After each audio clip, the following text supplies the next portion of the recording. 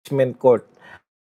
Pag-usapan po natin yung naganap, talagang durog na durog na durog na durog po si Kapunan. Durog na durog na durog po tong kanilang testigo, no? Dito po sa nakikita natin na talagang wala pong nilalabag sa fund itong si BP Sara. Lahat po ng mga po nila, lahat po ng mga argumento nila, wala po yan. Ngayon, i-brief lang po muna natin, no? Bago po itong impeachment trial ngayong araw, ang mga lumabas na po na napatunayan natin na matagal nilang inaalagaan, pero wala naman po palang paglabag. Una po yung 11 days, napatunayan po natin na wala pong paglabag yan. 11 days na ginastos yung confidential fund, wala pong paglabag. Ito muna yung nakaraan, ha.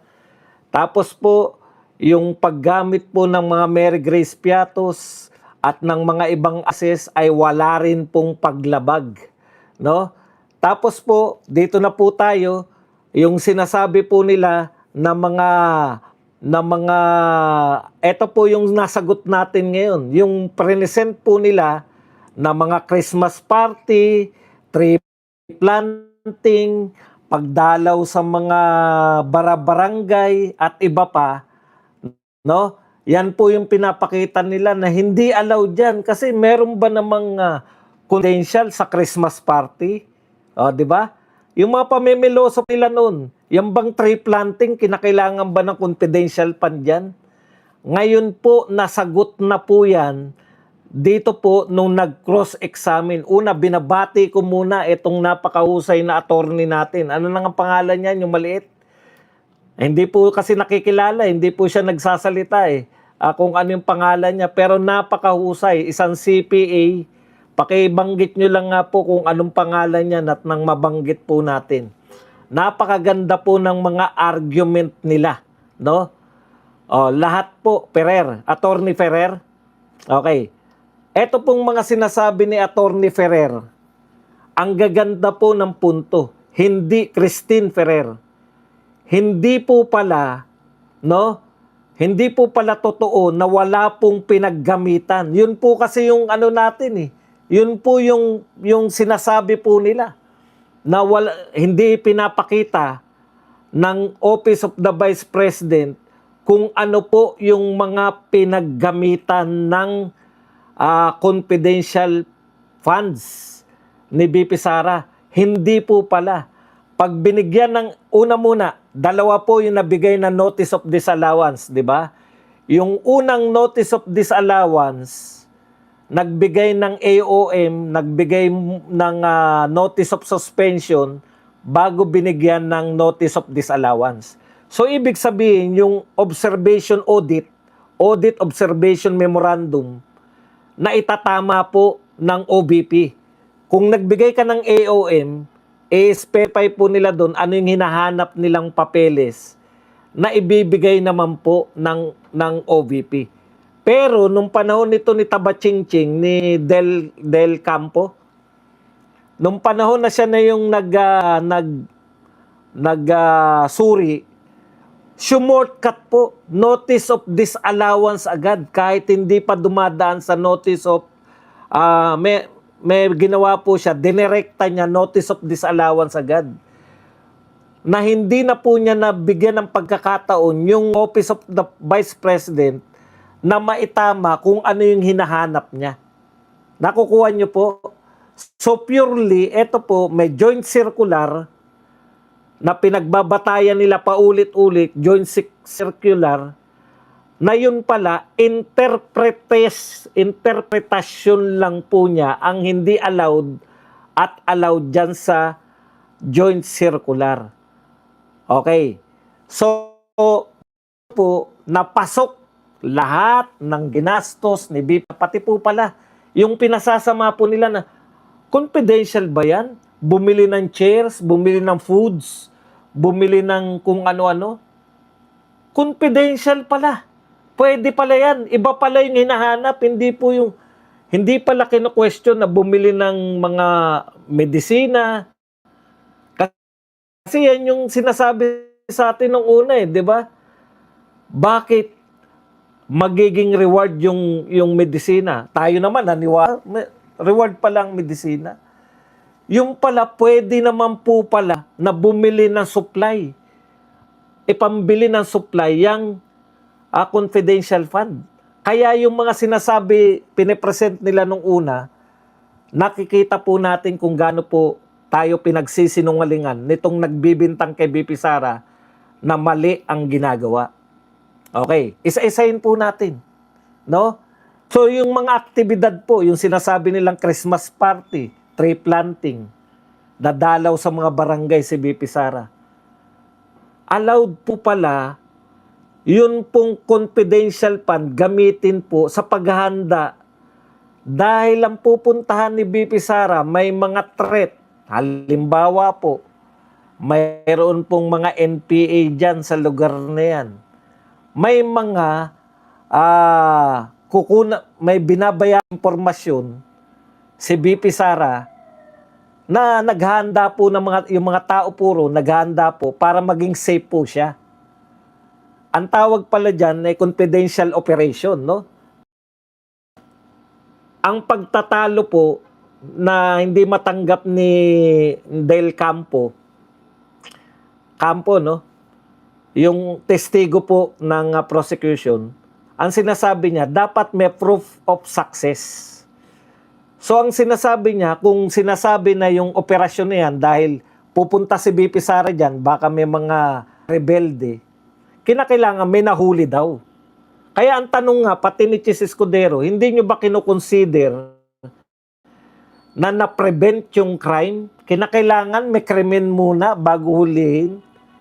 Actually, yan yung punto ni ni Lacson nung nakaraan.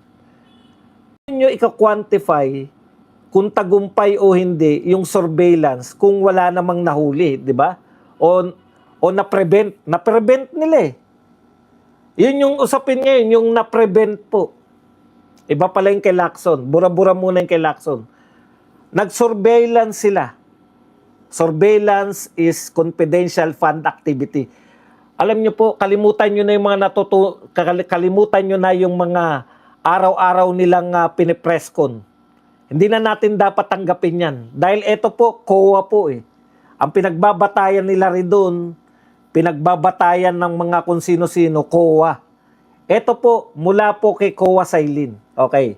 Ang problema ni Sailin, hindi siya abogado. Okay. Pinagpapasya niya kung lumalabag ba ng batas o hindi si BP Sara eh. Kino-question siya ni Christine Pangkape. Kino-question siya ni Christine. Nakalagay ba sa joint circular? Lagi kasi joint circular eh. Na bawal kang magbigay ng reward pag walang nahuhuli. Kasi ang gusto ni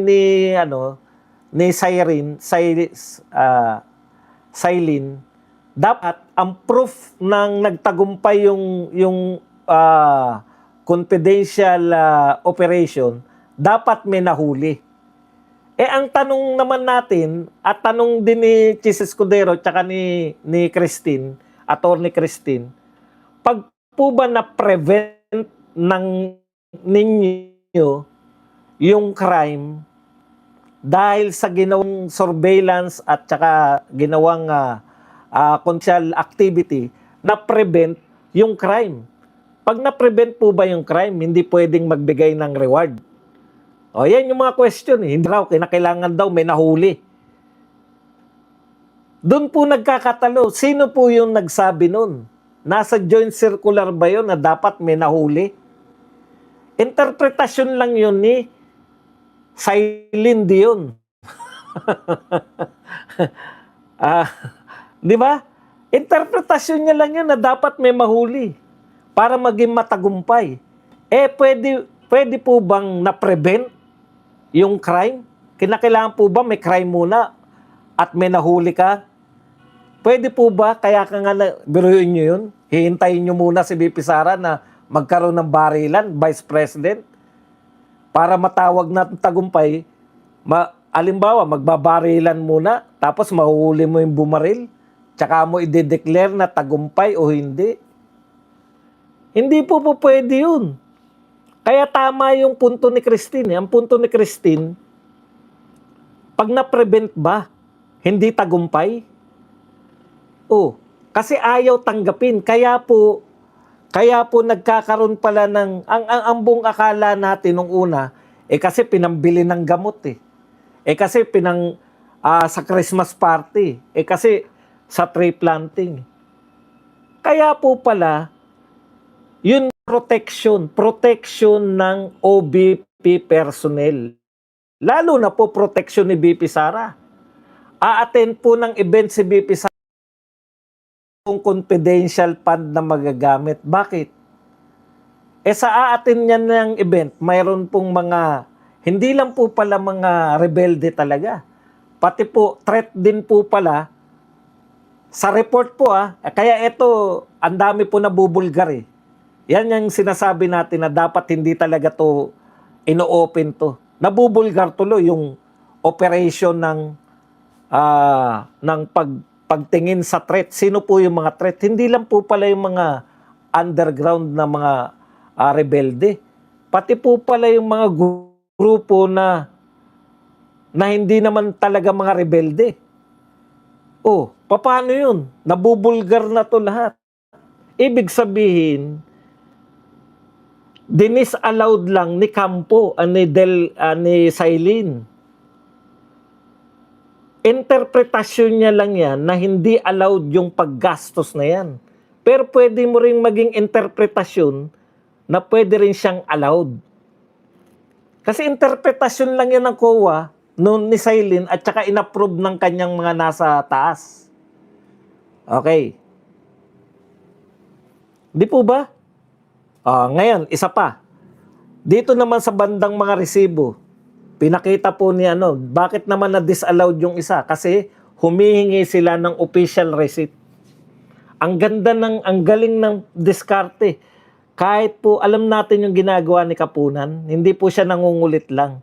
Ang ginagawa po ni Kapunan, tinataranta niya dinuduro niya eh. Alam niyo yun? Para mawala ka siya sa hulog. Si Christine. Dahil matalino si Christine, hindi siya nawawala sa hulog. Pero, yun yung ginagawa niya ni Kapunan. Object ng object, kahit nga wala pang tanong, nag-object na eh. Kaya lang, siyempre, dahil bata pa to si Christine, pero maalam po siya, CPA siya eh. Yun yung problema hindi niya mapapalusutan Ngayon, alam ko na yung paglalagay ng mga abogado. Dahil susuriin yung confidential fund, dapat CPA lawyer yung inassign ni Season.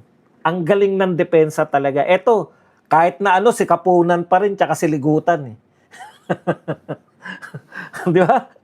Kapunan, Ligutan lang. Kapunan, Ligutan. Anyways, balik pa tayo sa isang usapin. Ano pa po yung isang usapin? Yung notice of disallowance, dito naman sa isa, dahil hinahanapan po ng official receipt. Yung pong mga pagkain tsaka medisina na binili. Kaya nga ang ganda ng tanong ni Attorney Christine. Sino po ba nagde-determine kung confidential yung isang impormasyon? Kayo po bang COA o yung agency? Kasi parang ang sinasabi nyo, kayo na nagde-determine eh. Halimbawa, napunta sila doon. Ang galing talaga, bilib na bilib ako kay Christine. Okay. Ang sabi ni Christine, halimbawa, hinihingi niyo yung OR. Sabi ng agency, hindi pwedeng OR kasi maraming mabubulgar. Kaya tinalakay niya yung OR. Gusto mo palang hingan ng OR, di ba? Halimbawa, safe house. Ano mga nakalagay pala sa OR muna? Galing ng niya eh. Ang mga nakalagay sa OR, yan pong mga pangalan, official receipt eh. Pangalan, address, yan. Paano mo ilalagay yung OR? Matutuko yung safe house. So sinabi naman ni Tabachingking na hindi naman po tinanggap naman namin yung safe house. O, so palpak na naman sila, yung mga nagsabi. Meron pa yan nung, naalala nyo yung House of Representatives, meron pa silang sinasabi na, ang mahal naman ng safe house na yan. Ang daming intriga, panay-intriga lang. Ngayon po, wala palang usapin ng safe house. Tinanggap pala ng COA. Dito na po tayo sa katotohanan, yung sa COA na. Ano ang hindi nila matanggap? Dapat daw po, yung hindi pala hindi nila. Ano ang hindi matanggap ni Sailin? Ang hindi kayang tanggapin ni Sailin, ang hindi niya kayang tanggapin, yun pong OR, pati yung gamot, OR, pati yung pagkain. Sabi ni Christine, maganda yung punto ni Christine. Sige, tatanggalin natin yan. Nagpa-cater kayo, hindi nyo po protektahan yung catering. Halimbawa, catering po yun. Kasi mga activity, nagpa-cater. Maganda yung punto ni Christine, hindi lang naunawaan ni Chis Escudero kasi wala siya sa ganun. Alam niyo po, pag may mga activity, hindi ka po mamimili. Halimbawa po, Office of the Vice President ka, meron pong, halimbawa, yung Christmas party. Kung ano man yan, katanggap-tanggap yan eh. Hindi po yan pinadadaan na Chis Escudero sa bibili ka ng mga piraso at magluluto kayo. Catering po yan. Yun yung punto ni Christine eh. Kaya tama po si Atty. Christine. Tinatanong niya kung sino po ang magsasabi na bakit pagkain yun, di ba, catering? O, pag tinukoy mo po yung catering, pag official receipt po yung catering, matutukoy na po kung sino yung grupo yun. Gigipitan lang, ikaw pala catering nito ha. Sino yung umorder sa'yo niyan? Nakukuha niyo po yung mga information po sa OR. Kaya ang question na lang po ngayon, wala na po tayong question, wala pong question na binulsa ba yan o hindi. Ang question lang po, tatanggapin nyo ba maliban sa OR? Tatanggap ba kayo? Kaya po na-disallowed si BP Sara yung mga huli niya dahil hinahanapan ng COA ng official receipt or invoice. Pag nag-official receipt ka po, ilalagay mo po ron kanino ka bumili, sino yung bumili. Hindi po official receipt yun. Hindi po pwedeng maging official receipt kung yan po ay hindi mo nilagay. Siguro naman bumibili na kayo ng mga official receipt. Nilalagay yung pangalan, address, may cellphone number pa nga yung bumili. Pag official receipt po yan, yung resibo po, yung pinagbilhan mo, nasa taas po yan. Kaya ang tanong nga ron kay COA, alam niyo po ba kung paano magtrabaho yung confidential? Paano magtrabaho? Nakasama na ba kayo? Ito bang ginawa ninyo, nakasama na po kayo sa pagtatrabaho sa confidential? Confidential na trabaho, napasama ka na ba? Hindi pa raw. Bakit ipagpipilitan niya na official receipt? Kasi hindi naman daw confidential yung binilhan ng pagkain. Paano mo nasabi na hindi confidential? Ang bumili, yung bumili daw ang confidential. Hindi lang na follow up ni Christine. Pero kung ako po, sinabi mo na ang bumili lang yung confidential. Hindi mo ba alam na sa official receipt, para maging official yan, kinakailangan na official mong pangalan na nakalagay dyan, official din yung address. Meron pa po nilalagay na, tayo po, nagpaparesibo tayo dahil pagka nasira, di ba, isasoli natin. Kinakailangan yung ID mo, may ID ka, tama yung ID mo ron. So kung nilagay mo po ron, na bumili, matutukoy po yan, putya, bumili ng di ba, bumili ng maraming gamot. Sino yung pinagdala ng maraming gamot na to? Saan bumili?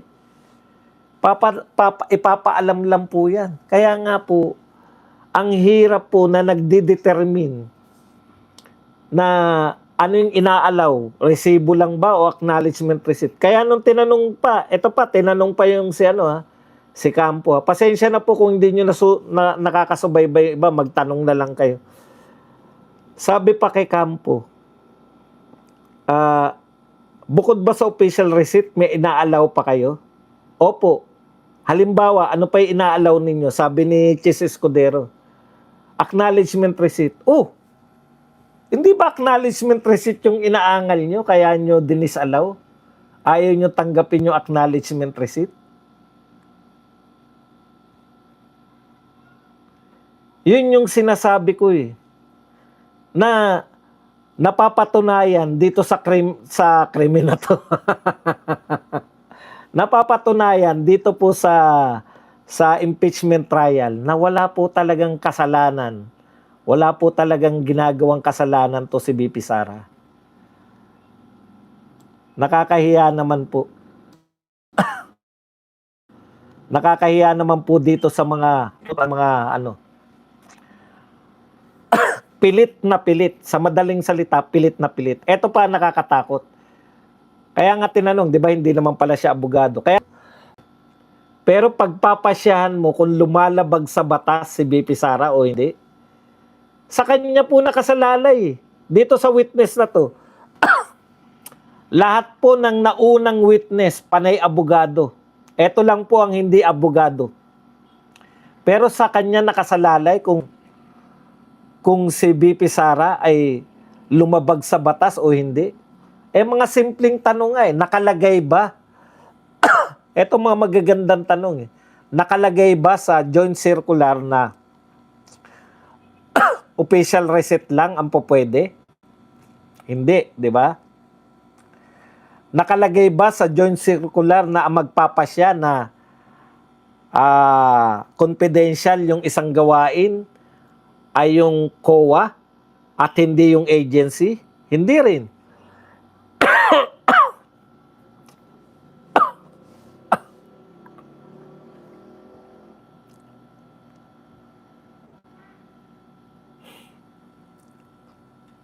Kaya makikita po natin dito, isang cross-examination lang po, grabe.